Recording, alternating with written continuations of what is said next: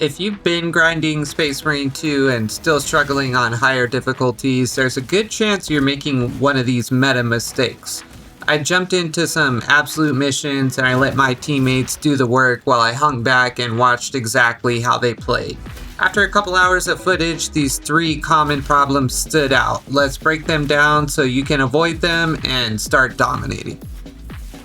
So the top 3 mistakes that I noticed during these missions that I ran were 1, charging into the middle of a horde and not repositioning, not kiting. I have a couple clips of this, which I'll show you guys in a minute here. But basically, if you get in the middle of a big ass horde, usually the best idea is to back up and get on the edge of the horde. And sometimes that might mean that you kind of have to jump backwards a little bit as the horde is chasing you, and that's otherwise known as kiting. And I harp on that all the time because it's one of the strongest things that you can learn to keep yourself alive, is just learning the positioning in the game. And then the second biggest thing that I notice, and what I like to call, is unforced errors, which is like parry timings, messing up on different kind of parry timings like lictors, double lictors, groups of whip warriors like 3 or more, and then groups of double sword warriors by themselves or maybe with some whip warriors mixed in. Those are high difficulty parry situations, but if you have enough skill and enough practice, you'll almost never see super high level players just whiff on parries. So I like to call those unforced errors. And then the third one is, of course, gun striking indiscriminately. I caught a couple clips of players getting hurt badly or going down to gun striking indiscriminately, which just means that as soon as that gun strike button pops up, you're just immediately hitting it out of reflex, which is a habit that you learn while you're grinding through the lower difficulties because it doesn't matter that much when you take the gun strike. But once you start getting into like absolute, you actually can't just take every gun strike, and sometimes you need to wait a moment after the gun strike pops up and really think about like, okay, am I gonna get hit if I take this gun strike right now? And then we have a couple bonus ones at the end that were either kind of funny that I want to show you guys, or maybe there was something small to learn from them. So stick around to the end for a couple bonus ones. But right now we'll get right into the clips so you can see what I was talking about. I just want to quickly start off and say that a couple of these players were really good, and I even died at one point during one of these missions because I was trying to clutch it out after one of them went down, and I ran to pick him up and I made a stupid mistake. So, you know, I'm not saying I'm any better than these guys, but I just needed to watch them to get some clips of other players making mistakes, because I've made videos in the past of absolute difficulty mistakes, but I can really only base it off of my mistakes, which I assume most average players are making the same ones. But I thought it would be a lot more interesting if I actually looked at other people and try to see if they make the same kind of mistakes that I have made in the past. And it turns out they kind of do, but also some different kind of stuff too. All right, so getting right into the first one here, you'll see that tactical up there, and this is just like not positioning correctly. He just way dives over there in that left corner, way into the middle of the horde, and generally you just want to stay kind of on the edge of the horde. Sometimes that battle lust just takes over, and even though we need blood for the blood god, sometimes you need to keep in mind your positioning. And then here in this clip, this assault is gonna die in a second here, and these ramps on the exfiltration mission are just a notoriously horrible spot to fight. You're just really open to a lot of bullshit happening to you, so it's always best to just run inside and then turn back and fight the horde. And you just learn that with more time in the game. I used to fight on these ramps a lot when this mission first came out, and then after dying there so many times I realized it's just better to run inside first.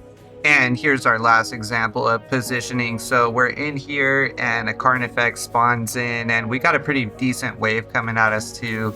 And this heavy that's with me smartly starts kiting backwards, as I'm always harping on the kiting. And the assault guy up there just stays right up in that room and watch his life bar. You'll just see it slowly go down, and then he's going to go down in just a second here. And you don't always have to be on the edge of a horde or kite backwards, but you just need to have a feel for when you can handle it and when you need to retreat.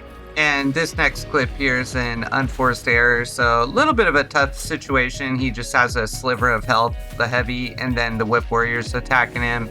And when you just have a sliver of health like that and you just miss one parry, it's good night. So I found the best way to stop making unforced errors, or to make less of them anyway, is just to run solo runs. Just turn the bots off. You don't even have to do it in absolute. You can do like ruthless or whatever you can handle, because you get like 10 times more practice than running with a team, because you've got to fight every single enemy yourself. And then another unforced error here. So you'll see the assault down the hallway against a whip warrior, and he misses the parry. And this will be our last unforced error, so keep your eye on the assault right in front of me. He's fighting a couple double sword warriors. He's got about a quarter health left. He does a nice slam there, gets a good execute off. So we know he's got should have a bit of armor now. Looks like he hits that parry, gets a gun strike. And then looks like that double sword warrior hit him, and then I got a little distracted there with those guys attacking me. And then he's going for another slam, kills a bunch of dudes, and then he runs over there and misses one last parry and goes down. So obviously you can't hit every single parry all the time, but it's just a game of getting better over time, and the more parries you hit, the less you're gonna die, and that's basically just how this game works.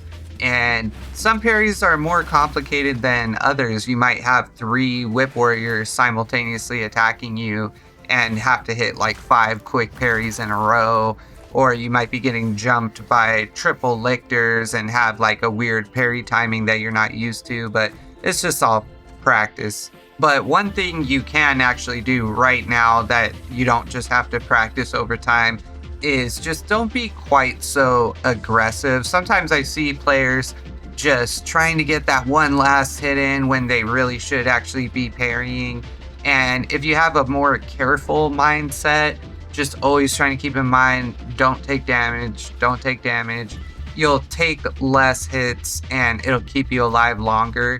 I just see a lot of people being overly aggressive and trying to get everything killed too fast, and it ends up getting you chunked down on your HP. Alright, and then here's the other thing that I talk about all the time, is just mistiming gun strikes. So watch the Vanguard closely here, and you'll see him go for a gun strike right there, and he got hit in the back by that whip warrior. And for sure he would have had an attack indicator on screen, or at the very least been able to hear the whip warrior attack behind him.